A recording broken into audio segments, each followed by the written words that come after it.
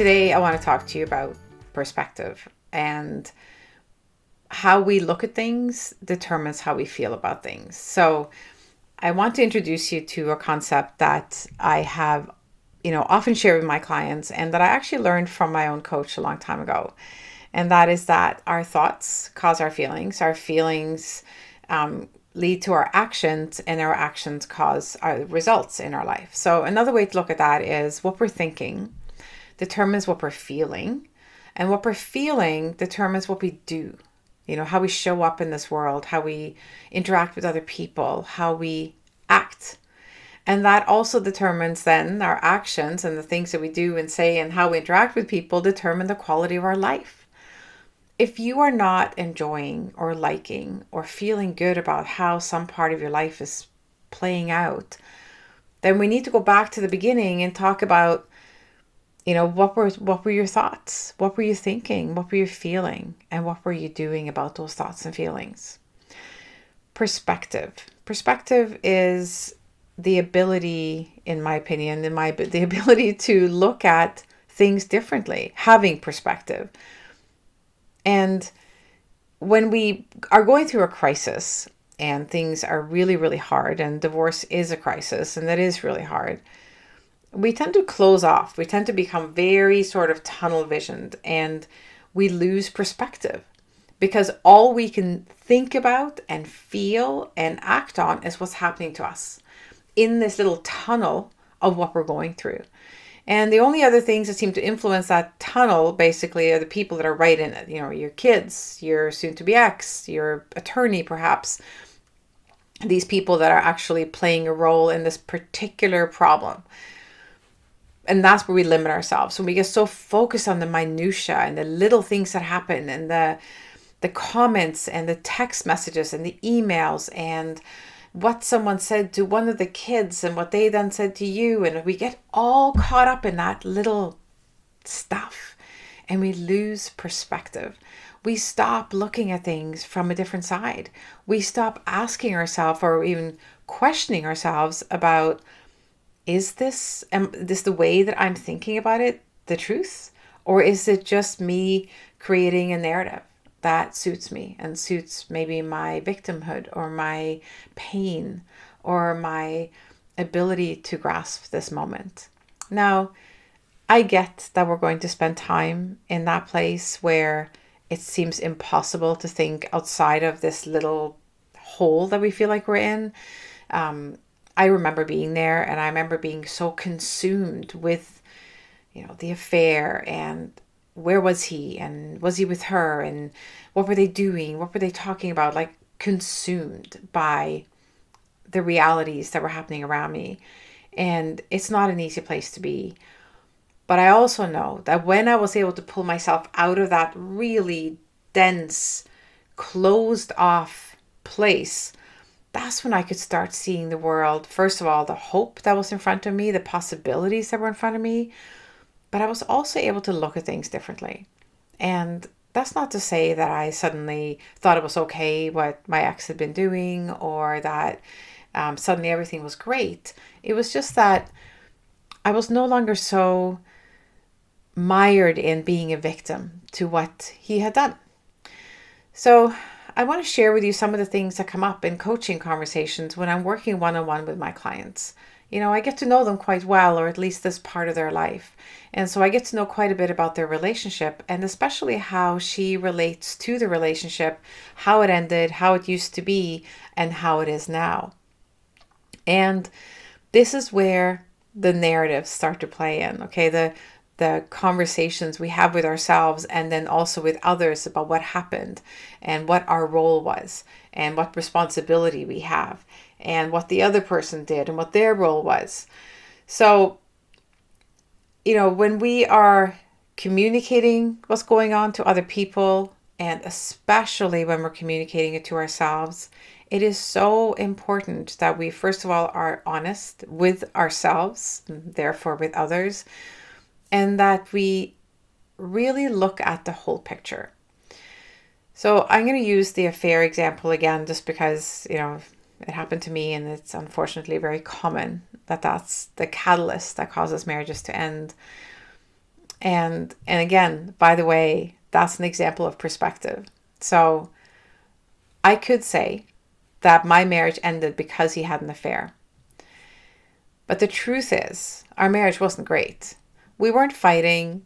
We weren't being horrible to each other necessarily, but we weren't a team either. We weren't doing things together, being there for each other. We were living two separate lives in the same house.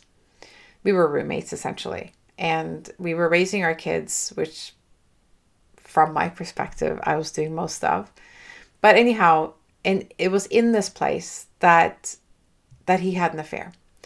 And I also know that he'd gone through a lot of stuff when it came to his career. Things that had caused him to feel like a failure, and that he had let us down and let, like us, himself and other people down, disappointed people, that he hadn't achieved what he'd wanted to achieve. So he'd gone through some things like that in his career. And I can see when I get on the outside and I leave my very emotional self-pity place, that's why he was vulnerable to an affair. So yes, the affair was the catalyst that ended our marriage, because when I found out about it, and it was his second one, by the way, I had no desire to fight through all of that again, to heal all of those wounds one more time, because the marriage we had now and we'd had for years, it wasn't one I wanted bad enough anymore. It just wasn't good enough. I didn't believe that we were going to be able to fix it. So from that perspective, whereas I could accept that it wasn't all his fault, it was just simply our marriage had broken down and wasn't good anymore, and therefore he did something which was catastrophic to our relationship for sure. But that wasn't why. There were a bunch of reasons why the marriage ended. So it's perspective, right? I don't agree with what he did. I don't agree with that being a solution to a bad marriage. I don't agree with any of those things. But that is what happened, and I can see how it happened. And the reason that's so important is because it allowed me to take responsibility for my role, to understand why this happened, and not just live in this sort of bubble of I'm right and he's wrong, and I didn't do anything to deserve this, and he did everything wrong, and he's bad and he's mean. Like that doesn't serve anyone. It serves my ego. It makes it possible for me to go out there and be sort of the broken, wounded person because of what he did. So it's all his fault, he's bad, and it's not my fault, I'm good. And that's ego, by the way. We just want everybody to see us as being the good person and the other one as being the bad one. But there's nothing gained by that. Like, yeah, you get some sympathy and you get some people agreeing with you that, your ex is a jerk for doing that and whatever. But that only takes you so far. All it really does is it soothes you and it strokes your ego. It does not heal you. It does not move you forward. In fact, it keeps you in the past, because the only way you can get that hit of feeling good about yourself is to go back and revisit the pain and talk about what the other person did, and then have the person you're telling go, oh my God, you poor thing. But what are we doing? We're just sitting in the old pain. So, okay, moving forward. The thing that happens when we choose a narrative that puts us in a bad light, like for example, being a victim of what someone else did, or we start attaching labels to what they did, like my ex is a narcissist, or my ex is abusive, my ex emotionally abused me. Now, again, I want to say, I understand that these things happen and they're devastating, they're traumatic events, and there's a lot of healing that needs to happen. But I also know, I can tell from conversations I have, that not every relationship is abusive. And you would think they were if you go into Facebook groups for separation and divorce, whether it's men or women talking. You would think every person out there is divorcing a narcissist, a sociopath, a psychopath, an abusive personality. Not everybody is abusive. Now, when a marriage breaks down, I think people treat each other badly and they're not very nice to each other, and they say really horrible things, and some of those things can feel very difficult to take, traumatic, hurtful, and abusive. But again, when we get so attached to the label and to labeling this person to let everyone know how badly you were treated, then you are still living in that place of being a victim to that treatment or that abuse or that narcissist. Oh, my ex was a narc, such a narc, blah, blah, blah, blah, blah, right? We all do that. We've all been there. We've all said things like that. But if you don't let go of it, then you're going to live there forever just to get that hit of, oh, you poor thing, right? So what I'd like to invite you to do today is to just sit back a bit. Or when I'm coaching my clients, I almost imagine myself or feel myself kind of floating up and like looking down on this conversation between me and her, because I work with women. And I see all the pieces fall into place. I hear her talking, and suddenly I can see all the floating pieces. And I'm like, I'm able to puzzle them together, and I see the whole picture. And I've become very good at hearing exactly what they're saying and understanding what's behind it. So I'll hear someone talk about their ex, for example, like, he betrayed me. He abandoned me. He left me like I was like of no value to him. He just turned his back on me like he'd never loved me. How could he possibly do that if he had ever loved me? Like, these are big statements. And when you say those things and you believe those things and you live from that place, yeah, it's going to hurt. It's going to hurt a lot. But what if you looked at it a little bit differently? What if you said to yourself, maybe he just didn't have, or she didn't have the tools to work through our problems? What if my ex, or soon to be ex, found it easier to leave than to stay and do the work? I wish it wasn't true. I wish it wasn't like that. But they didn't abandon me. It wasn't a malicious, I'm walking away from this person because I never loved her and I never wanted to be with her. It's not like that. But that's what I hear my clients saying to me. That's not what happened. And I can promise you that your ex is not waking up every morning going, what can I do to hurt my ex today? I mean, there are the odd ones that do that, and they, that's a whole separate issue. But for the most part, they're not even thinking about you. Not because they hate you, not because they never loved you, but because they're getting on with their life. Plain and simple. And if they are thinking about you, they're probably thinking about a lot of the things that you are. They're angry, they're hurt, they're frustrated, they're sad, they're grieving. They're doing all the things that you're doing. They're not just walking off into the sunset, forgetting that you even existed. And that brings me to another label that a lot of my clients attach to themselves, especially, again, if there's been an affair. It's like, I feel like he threw me out with the trash. I feel like I'm just a piece of garbage that he put out at the curb.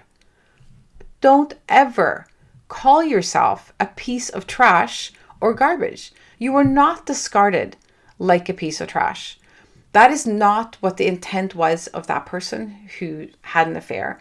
There are all kinds of reasons why they had an affair. None of them are valid or good enough, but there are reasons why they felt or why they chose to do this. And it's not because they were thinking, my wife is a piece of trash, I'm just going to throw her out like one. That's not what they're thinking. They're thinking, I can't believe I'm doing this to her. I feel really bad, but I don't, blah, whatever. Who knows what they're thinking? This is the thing. Who knows what they're thinking? So let's not attach these ugly labels to ourselves and assume that that's what they're thinking and that that's what they were doing. Because all you're succeeding in doing when you do that is making yourself feel like crap. Okay? You are just making yourself feel like that piece of trash that was put out at the curb. But that was never the intent. The intent was never even to hurt you. Probably the intent was never for you to even find out. But here you are, right? So, what I'd like to invite you to do is to change your perspective. To take a look at it and go, I don't know why my ex had an affair. I don't know why my ex chose to leave me. Or I don't know why my ex has been treating me so badly. It's not because I'm not worthy. It's not because I'm ugly. It's not because I'm overweight. It's not because I am, my body doesn't look good anymore. It's not because of any of the things that you think it is. It's because of something that's missing inside them. You don't know what that is, perhaps because they're not able to communicate it to you. But don't start labeling yourself in a negative way because you think that they are. Don't do that to yourself. And even if they happen to be labeling you and they happen to say really cruel things to you, that doesn't mean you have to believe them. That doesn't mean you have to accept that as truth. So please, please, I really encourage you to start to let go of some of those labels and rather say to yourself, I don't know why they did what they did. I don't like it. But I'm going to love myself through this in a big way. I am going to shine brightly. I'm going to step up being the best person I know how to be. I'm going to show up for my kids. I'm going to show up for myself. I'm going to show up for my friends.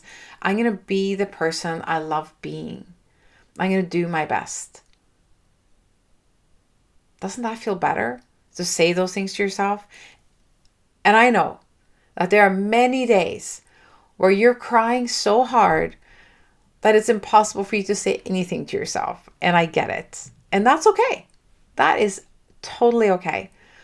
But can you on those days just choose to say nothing instead of saying bad things to yourself? Can you just say, I'm having a horrible day. I am going to cry all day today, it seems. Oh well, that's what I'm doing today. And that's okay. Not because something's wrong with you. You are not broken. You're not deficient.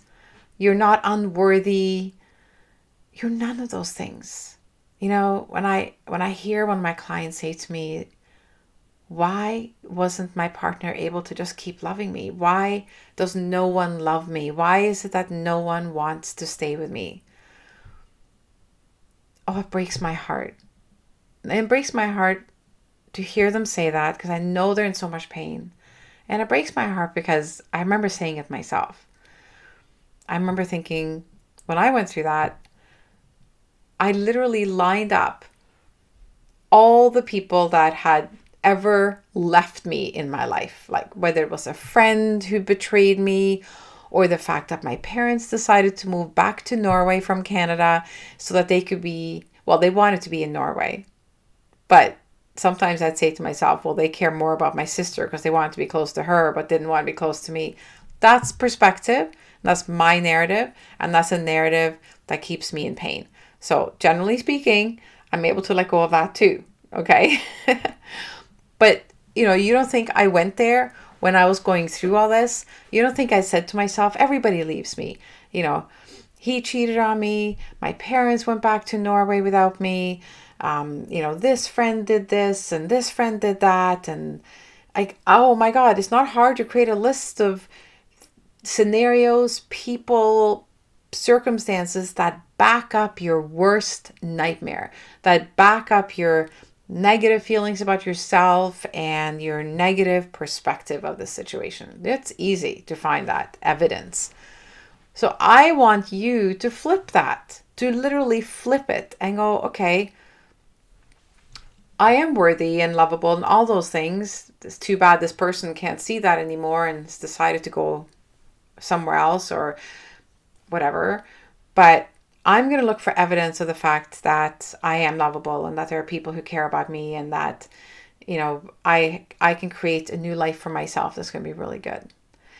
Now, I also want to address the fact that you may have chosen to leave, or you may be listening to this thinking, I want to leave, but I don't know how. And the label and perspective that you may be applying to yourself is, I'm a horrible person for wanting to leave.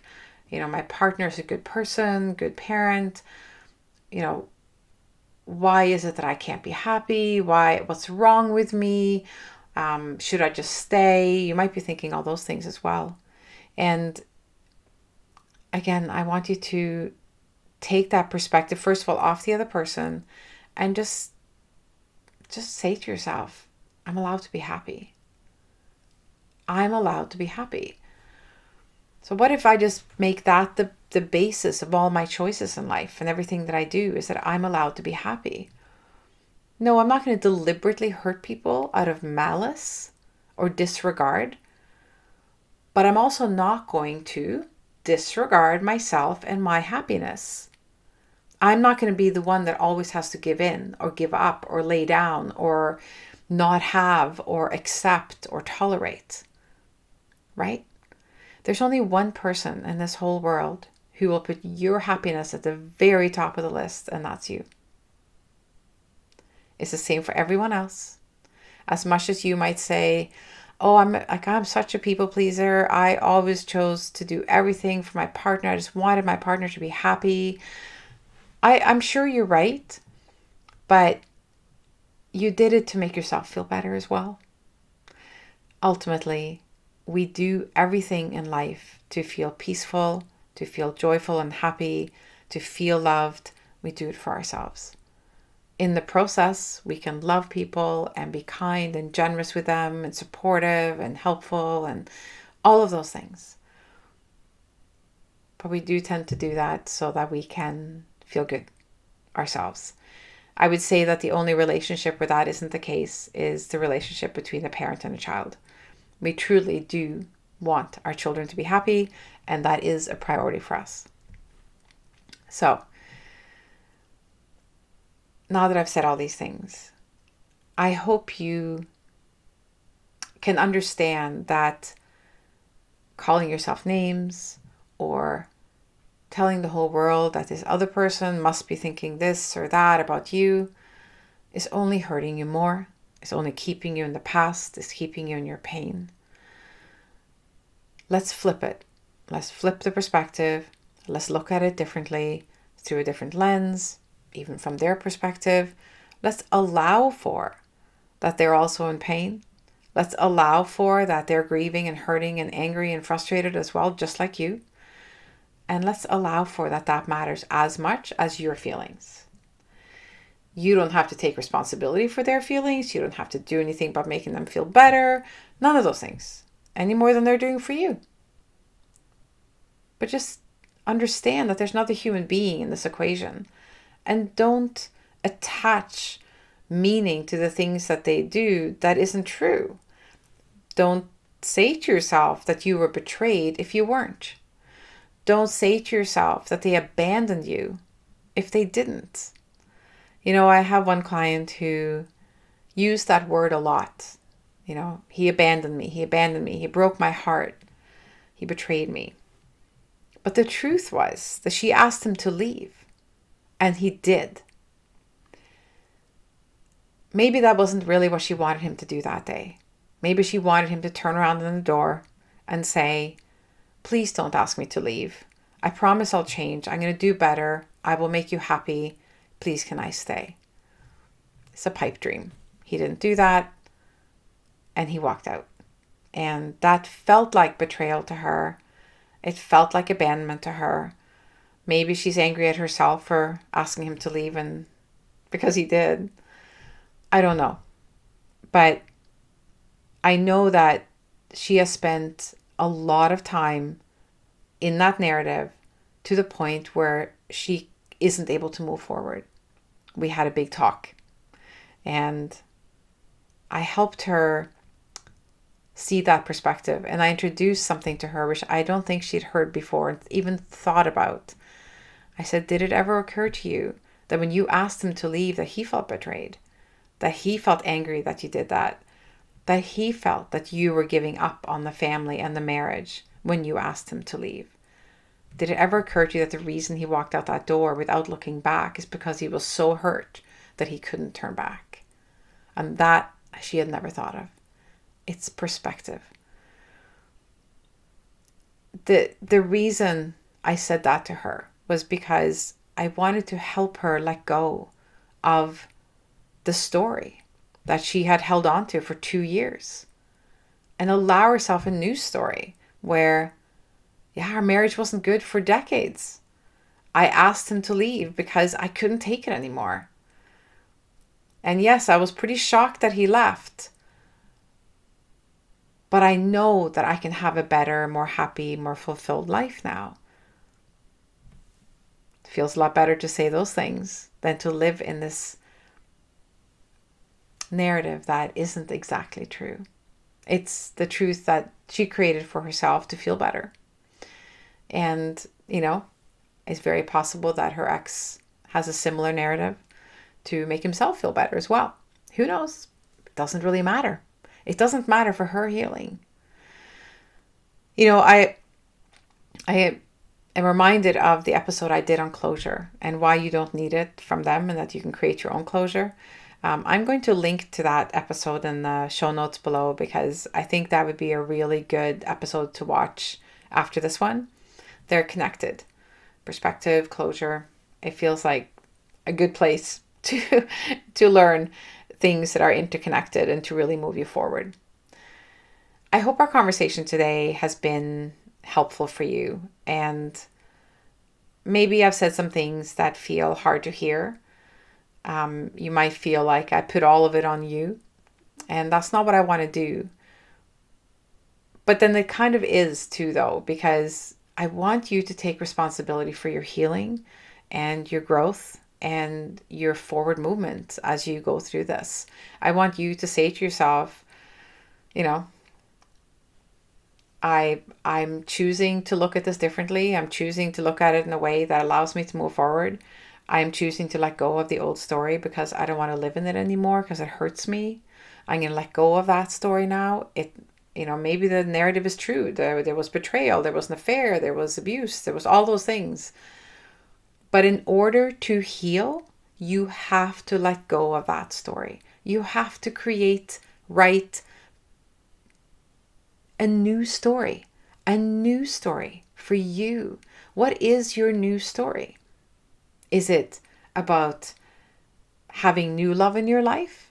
Maybe it's about changing your careers or starting your own business or decorating your home in a way that feels really aligned with you. Maybe it's about pursuing a spiritual path that you felt really drawn to, but your ex thought it was silly and didn't really, you just didn't feel comfortable doing it around, them.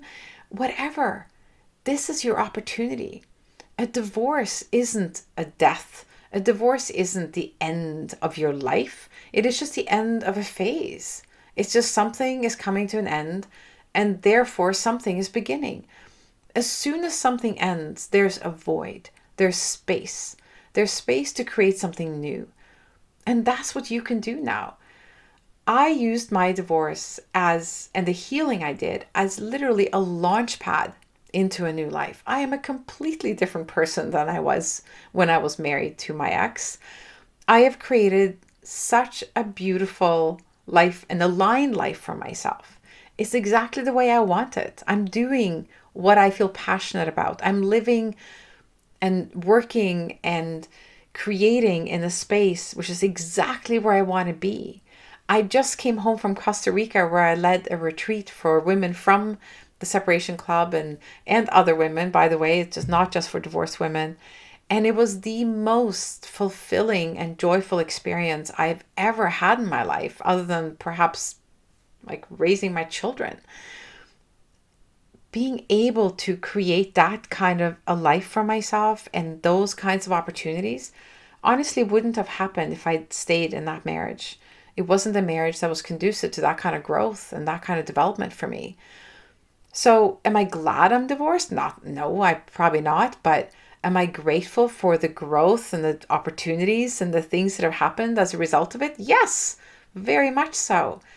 So ladies and gents, if you're here listening, change your perspective. Find a way to look at things that helps you move forward. No, you don't have to be all butterflies and unicorns right away. I get that doesn't happen right away. But what if you just said to yourself, maybe it doesn't have to be that hard. Maybe it doesn't have to take that long. Maybe I'm ready to start feeling better. Maybe, just maybe, it's time for you to step into your light and start creating your new dream life. the life that you want to create and have and live and breathe every single day. One that makes you feel that you're in alignment with your values and the things that you care about. What if you were to look at things in a way where that was possible? Those things aren't possible when you're living in the past and retelling a story that you've been retelling for 3 months, 6 months, 2 years, 5 years. Not possible. So let's change our perspectives. Let's let go of the old labels because we don't need them anymore. Not because they're wrong or weren't true at the time, just because we don't need them anymore. We have new labels to attach to ourselves, like I'm intelligent, I'm creative, I am worthy. I don't know. You keep that going, okay? Wherever you are right now, in your car, at home, listening to this, say something, attach a new label to yourself. What are you? Are you happy, joyful? And even if you're not feeling that right now, say it. Just say it. Say it until you believe it, and then believe it until you are it. Okay? That's what I have for you today, ladies. And I would so love to hear from you on this conversation. I would like to know, what labels are you letting go of? What is the thing that you know after listening to this episode, you're like, oh God, Elizabeth, yes, I need to let go of this and this. I need to stop saying this and this. I want to hear about that. If you're watching this on YouTube, put it in the comments. If you're listening here on Spotify or Apple, wherever you're listening to this, please share. I want to know what you're letting go of. Thank you for being here for this conversation today. Thank you for sticking around to the end. I know that you have grasped the importance of this conversation just by the fact that you're still here. And I know you're ready. You are ready to move forward. You are ready to shine. So let's do that. Let's do that together. I will be back next week with a new episode. And until then, have the most beautiful day.